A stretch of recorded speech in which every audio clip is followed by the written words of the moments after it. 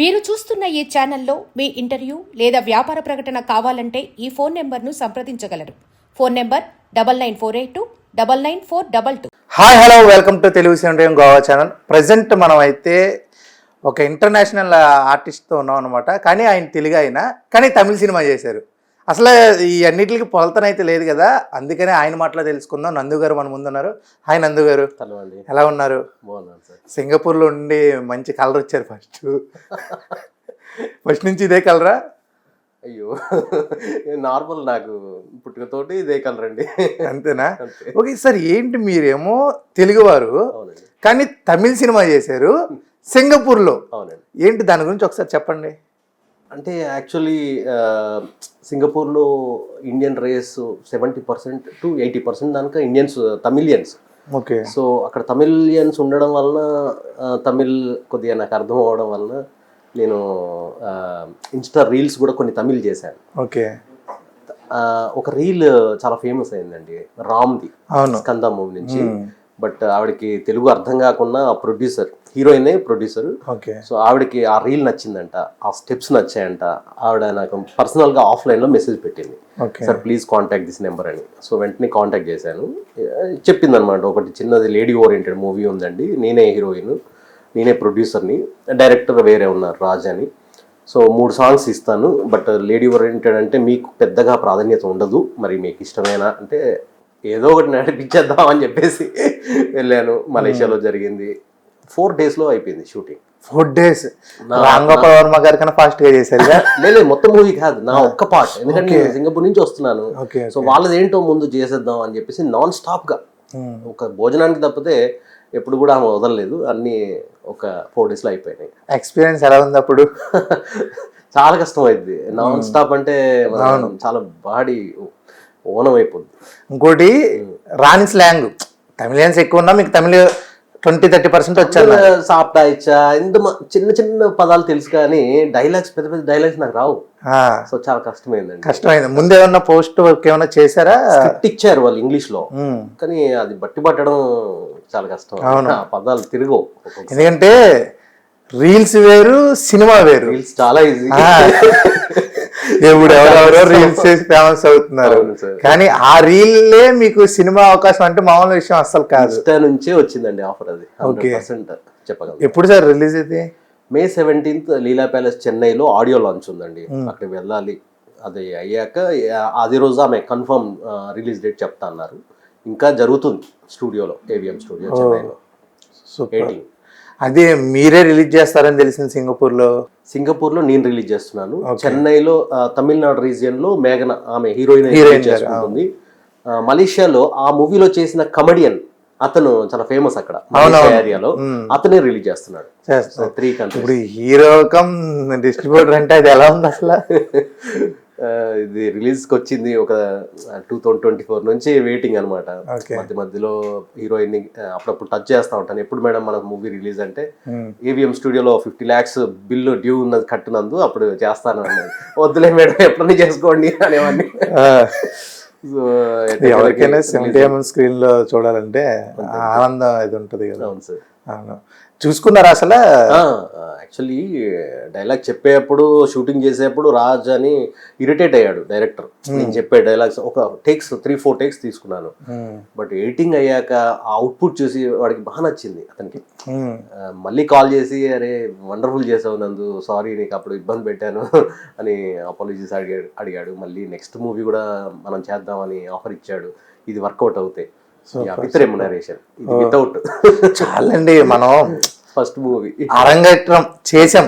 Next ఏంటి మీరు ఇప్పుడు తెలుగులో చేయబోతున్నారని విన్నాం, అంటే స్టోరీస్ గురించి వెయిటింగ్ అని. అంటే యాక్చువల్లీ ఈ మూవీ సక్సెస్ అయితే నేనే లాంచ్ అవ్వాలి నా డబ్బులతో అనేది ఒకటి ఉంది నా ప్రొడ్యూసర్లో. I'm planning 100% planning. బట్ అది వర్కౌట్ కాలేదు, నన్ను ఇష్టపడట్లేదు జనాలు అంటే వేస్ట్ ఆఫ్ టైం అనిపిస్తుంది. బట్ చూస్తానండి అది ఎలా అవుతుందో. మరి ఆడియో లాంచ్ 17th May రోజున ఏమైనా సాంగ్స్ బాగా వైరల్ అవుతే sure it will be hit. Okay. మేఘన గారు పాత్ర ఎలా ఉంటుంది? ఆవిడ వచ్చేసి 2 హీరోయిన్లు అండి. వాళ్ళ ఓన్ సిస్టరే రియా అని, ఆమె కూడా హీరోయినే అందులో. ఓకే. ఇద్దరు కూడా ఓల్డ్ ఎంజీఆర్ గారితో వాళ్ళ తాతగారు సినిమాలు తీశారు. వీరమారి ప్రొడక్షన్స్ అని. ఆవిడ కొద్ది లాస్ అవ్వడం వల్ల కొద్ది గ్యాప్ తీసుకుని మళ్ళీ ఈవిడ అదే మత్తులో మళ్ళీ ఈవిడ స్టార్ట్ చేసింది ప్రొడక్షన్. త్రిషాకి ఫ్రెండ్ అంట, త్రిష గారికి. సో వాళ్ళిద్దరు బెస్ట్ ఫ్రెండ్స్ అని విన్నాను. మేబీ ఆమె రావచ్చు May 17th. సో ఆవిడ రోల్ ఏంటంటే ఒక బ్యాచ్ ఆఫ్ ఫ్రెండ్స్ మేము ఒక ఇంట్లో దిగుతామండి. ఎయిర్పోర్ట్ నుంచి వస్తున్నట్టుగా తీస్తారు. తర్వాత ఆ ఇంట్లోనే ఒక గోస్ట్ ఆల్రెడీ ఉంటుంది. సో హర్రర్ బేస్ అండి. సో ఒక్కొక్క బాడీలోకి అది వెళ్ళి చాలా ఇబ్బంది పెడతా ఉంటుంది. ఇబ్బంది పెట్టేదే సినిమా. సో అలా జరిగిందండి స్టోరీ. బట్ చాలా ఇంట్రెస్టింగ్ గా ఉంటుంది. ఎందుకంటే బేసిక్ గా ఇప్పుడు కొత్త వాళ్ళని పెట్టి చేయాలంటే ఇలాంటి హర్రర్ గానీ లేదా ఫుల్ కామెడీ బేస్ ఇవైతే ఇంకా ఎత్తుకి వెళ్ళిపోద్ది. ఆడియన్స్ కూడా ఆ ఆర్టిస్ట్ ఎవరైనా చూడట్లేదు ఇప్పుడు, ఆ కంటెంట్ అక్కడ చూస్తున్నారు. ఓకే, మీకు అంటే హీరోగా ఆల్రెడీ వచ్చేసారు కానీ ఎలాంటి పాత్రలు చేయాలని ఉంటది కదా? యాక్చువల్లీ హర్రర్ బెస్ట్ అండి. లవర్ బాయ్ లాగా చేసే ఏజ్ కాదు. సో నాకు హర్రర్ బేస్ అయితే పెద్దగా ఇబ్బందిగా ఉండదు, ఈజీగా పోతూ ఉంటుంది. స్టోరీ మీద నడుస్తూ ఉంటుంది, మనల్ని ఎవరు పట్టించుకోరు పెద్దగా. ఏదైనా ఒక డైరెక్టర్లతో వర్క్ చేయాలని అలాంటివి ఏమైనా ఉన్నాయా? లేదు, అట్లా చాలా మంది ఫ్రెండ్స్ ఉన్నారు డైరెక్టర్స్ కూడా మన ఇండస్ట్రీలోనే, తెలుగు వాళ్ళు. బట్ అలా ఆయనతోనే చేయాలనేది ఏం లేదు. ఎవరైనా కొత్త వాళ్ళైనా నేను చేయడానికి రెడీ. బట్ నేను చేసే ప్రొడక్షన్లో మాత్రం ఇన్స్టాగ్రామ్లో చాలా మంది మంచి టాలెంటెడ్ పీపుల్ ఉన్నారు. అలాంటి వాళ్ళని తీసుకుని కొత్త ఇన్స్టాగ్రామ్ త్రూ వచ్చారు కాబట్టి వాళ్ళకి సపోర్ట్ చేస్తారు. అది ఓకే, నైస్ ఐడియా. అంతే కదా, అంటే కష్టాలు చూసారు మనం చేస్తుంటే రీల్స్. చాలా మంది రీల్స్ చేస్తా ఉంటారు కానీ ఎప్పుడో వస్తుంది అంతే. ఆ వచ్చిన దానికి మెరుపు మనం దాన్ని నిలబెట్టుకోవాలి. ఓకే, ఇంకా ఇండస్ట్రీలో చిరంజీవి గారు పెద్ద వాళ్ళతో పరిచయాలు ఉన్నాయి. ఎప్పుడైనా ఈ మూవీ చేస్తున్నప్పుడు కానీ ఏమైనా టిప్స్ కానీ అలాంటివి ఏమైనా తీసుకున్నారా? యాక్చువల్లీ నేను ఇట్లా మూవీలో హీరో చేస్తున్నాను అన్నయ్య అని నా వీడియో క్లిప్స్ కొన్ని పంపించాను చిరంజీవి గారికి. ఓకే, చూశారు బట్ ఏమీ మాట్లాడలేదు. మేబీ నచ్చిద్దో నచ్చలేదు. తమిళ్ కాబట్టి మేబీ పట్టించుకోలేదు. తెలుగు అయితే ఖచ్చితంగా బెస్ట్ విషయం చెప్పేవారేమో. మేబీ ఏదైనా బిజీలో ఉండి ఆయన మళ్ళీ ఇద్దాం అనుకున్నాడు, రిప్లై ఇవ్వలేదు. బట్ ఇప్పటికీ ఆయనకి 200-300 మెసేజ్ చేసి ఉంటాను. దాంట్లో ఒక 200 మెసేజ్కి రిప్లై ఇచ్చారు. ఒక 100 అట్లా అంటే ఆయన ఇన్బాక్స్ చూసాను నేను. 500-600 రీడ్ ఉన్నాయి. ఎక్కడ పోయిందో. ఓకే, ఇంకా అలాంటి పెద్దవాళ్ళకి ఎవరెవరికి మెసేజ్ చేశారు? పెద్దవాళ్ళకి అంటే సాయి కుమార్ గారికి నేను రెగ్యులర్గా టచ్లో ఉంటాను సార్. ఓకే, రోజుకి ఒక మెసేజ్ అయినా మేము పెట్టుకుంటాం. అంత క్లోజ్ రిలేషన్ ఉంది, ఫ్యామిలీ ఫ్రెండ్స్ మేము. సో బెల్లంకొండ సురేష్ గారికి రెగ్యులర్గా టచ్లో ఉంటాను నేను. వాళ్ళ అబ్బాయి సాయి శ్రీనివాస్ గారు, ఆదిత్య గారు, ఇంకా చెప్పుకుంటూ పోతే డైరెక్టర్స్లో పెద్ద లిస్టే ఉంది. అంటే వచ్చేయడానికి మూవీస్ కొంటాం కదండి, అక్కడ మీరు అట్లా మేము టచ్లో ఉంటాం. ప్రొడ్యూసర్తో మాట్లాడాల్సి వస్తుంది. సో సింగపూర్ లో మొత్తం మీరు డిస్ట్రిబ్యూషన్ చేస్తాను, తెలుగు డిస్ట్రిబ్యూషన్ మాత్రమే. Okay, so Tamil and Hindi we are not suppose to take. Okay, we only buy Telugu movies. అంతే కదా, మనకు అర్థమైంది తీసుకుని మనకి రిలీజ్ చేసుకుంటే దాని పరిస్థితి తెలిసిపోద్ది. బాగా లాభాలు వచ్చిన సినిమా అంటే పెళ్లి చూపులు. రాజ్ కందుకూరి గారు ప్రొడ్యూసర్ గారికి డైరెక్ట్ కాల్ చేసి ఇట్లా ఒక మూవీ చేస్తున్నారంట మీరు, సురేష్ ప్రొడక్షన్ వాళ్ళు ప్రమోట్ చేస్తున్నారు.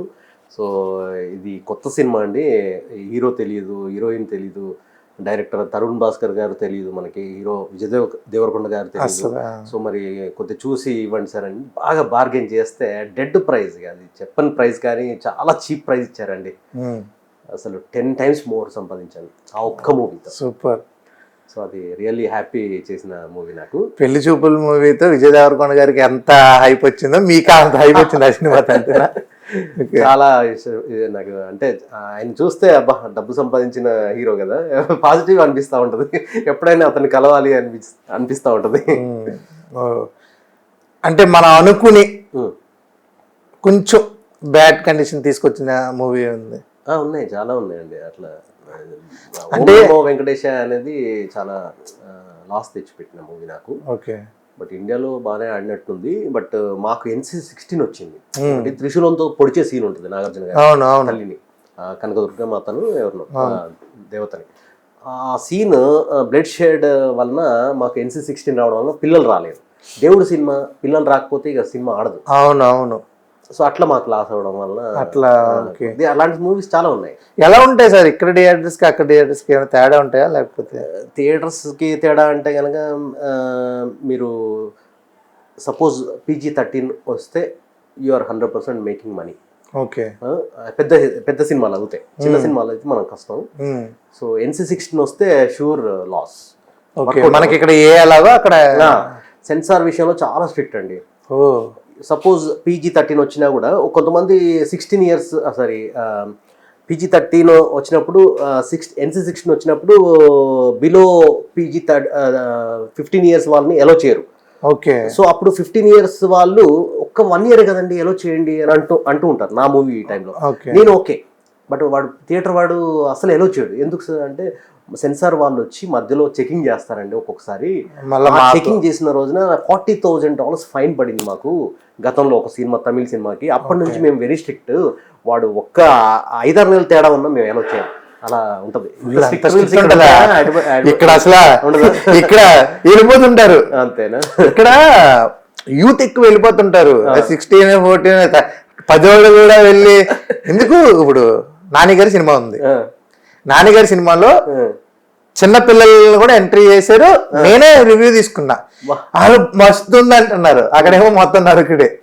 అంటే అలాంటివి కూడా ఇప్పుడు ఫుల్ ఇప్పుడు చూసుకున్నట్టయితే సలార్ గానీ మొత్తం నరికిడే. కానీ పెద్ద కొన్ని సినిమా ఈ ఓం నమో వెంకటేశయ్యకి పిల్లలు నాటేలోడు, చిన్న పాప 1-2 ఇయర్స్ బేబీని ఎత్తుకుని వచ్చింది ఒక ఆవిడ. అయ్యో మేము చూసుకోలేకుండా కొనుక్కున్నామండి ఎట్లా ఇప్పుడు అని అంటే, ఆ పాపని మా టీం అంటే మా ఫ్రెండ్స్ అందరం కలిసి ఆ సినిమా చూసేంత వరకు ఓదార్చాం. అలాంటి సిచ్యువేషన్స్ ఉన్నాయి చాలా. ఇది మాత్రం బాగా నిజంగా అండి. 2 టికెట్లు కట్ అయ్యాయి, అవి అనవసరంగా ఎందుకు వేస్ట్ కావాలి. అక్కడ కూడా మాలాగా పాప్కార్న్ రైట్స్ ఎక్కువ ఉంటాయా?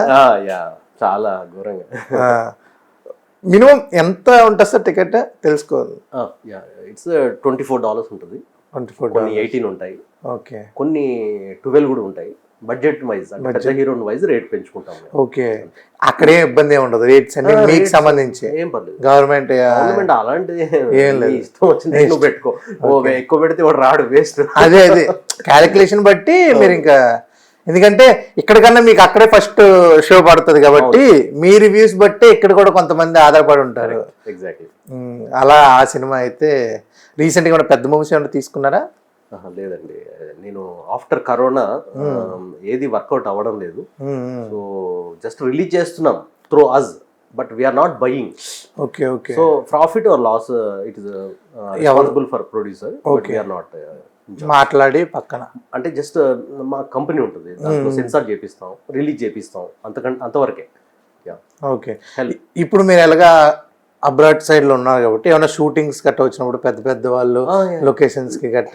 యాక్చువల్లీ సింగపూర్ లో వెరీ కాస్ట్లీ అండి. అవును, సినిమా షూటింగ్స్ అనేది ఎప్పుడో అప్పుడు అడప కానీ అసలు మలేషియాలో చాలా చీప్. అక్కడ చేస్తారు, అక్కడ ఈజీ, బట్ సింగపూర్ లో చాలా కష్టం.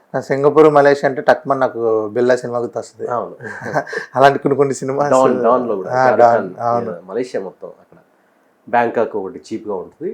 అంటే మెయిన్ చీప్ అంటే హోటల్స్ చీప్ లేనప్పుడు నువ్వు నీ టీమ్ కి నువ్వు అక్కడే బోల్డ్ అంత డబ్బు స్పెండ్ చేయాలి. సో ఎవరైనా producer they will think better cheap countries, cheap hotels. Okay. 5 star hotels లో చీప్ చెప్పేది. ఓకే. ఆ ఏరియాస్ అయితే బాగుంటాయి, ఇవి కొంచెం కాస్ట్లీ అనేది ప్రిఫర్ చేయడు ప్రొడ్యూసర్. సో అలాంటిది బడ్జెట్ వైజ్. ఎవరు ఫ్యాన్ సార్ ఏమన్నా ఉన్న పర్టికులర్ గా? ఇలా ఒక చిరంజీవి గారు వీరాభిమాన్ అండి. చిరంజీవి ఫ్యాన్స్ ప్రెసిడెంట్ కూడా నేను ఉన్నాను అక్కడ. సో అక్కడ ప్రతి చిరంజీవి గారి మూవీకి కేక్ కటింగ్ నా తరపున ఖచ్చితంగా నేను ముందు ఉంటాను, నా వైఫ్. సూపర్. సో అదొక పిచ్చి ప్రేమ.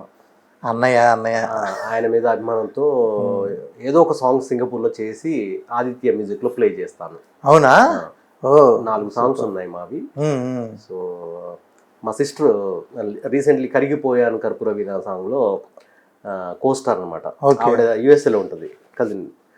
ఆవిడతో చేశాను డ్యూయట్. మరి ఇక మనకి హీరోయిన్స్ ఎవరు దగ్గర, మా వైఫ్ వచ్చేసి she don't want continue with other ladies.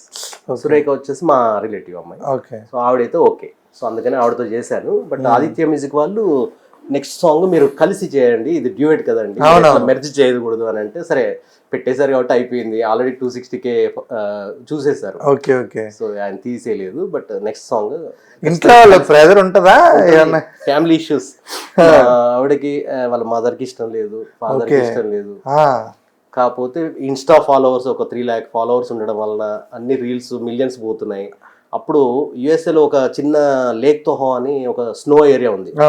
నందు ఈ ఏరియాలో ఒక రీల్ చేసుకోండి బాగుంటుందని ఆయన తీశాడు. Okay okay. అలాంటి పరిస్థితికి వచ్చింది ఇప్పుడు. బట్ ఇంకా మా అత్తగారు షీ డోంట్ లైక్. ఓకే, అంతేలేండి, పెద్దవాళ్ళు కొంచెం ఉంటది కదా. ఇష్టం ఉండదు. ఓకే, మరి మీ ఫియాన్సీ గారితో చేద్దామని లేదా ఎప్పుడు ఏదైనా? ఆవిడ ఎప్పుడో మానేసింది. డిఓపిగా ఉంటాను బట్ నేనైతే చేయను అనడం వల్ల నేను మా కజిన్ ని అడగడం జరిగింది. Okay okay. ఎవరు ముందుకు అంటే she's not allowing to do with other lady. అంతే కదా, ఎవరికైనా ఉంటుంది. ఎందుకంటే ఇంకోటి, ఇండస్ట్రీకి అడుగు పెట్టామంటే ఇవన్నీ పక్కన పెట్టాలి. ఇండస్ట్రీలో చేసుకో నో ప్రాబ్లం, బట్ ఇన్స్టాగ్రామ్ లో షీ డోంట్ లైక్. ఇది కూడా అంటే పెద్ద హీరోయిన్ హీరోయిన్స్ అని కాదు, అదే అంటే అది ఒక వాల్యూ. బట్ ఇన్స్టాగ్రామ్ లో ఎందుకు అన్నట్టుగా ఆవిడ. అంతే, మంచి సజెషన్స్ ఇచ్చే డిఓపి వైఫ్స్ కూడా ఉన్నారు మీకు, సపోర్టివ్ వైఫ్. సూపర్ సార్, నిజంగా చాలా అంటే చాలా బాగుంది మనం మాట్లాడుకున్న టాక్స్ కూడా. సార్ గోవా ఎప్పుడైనా వెళ్ళారా? వెళ్ళలేదు సార్, వెళ్ళాలి.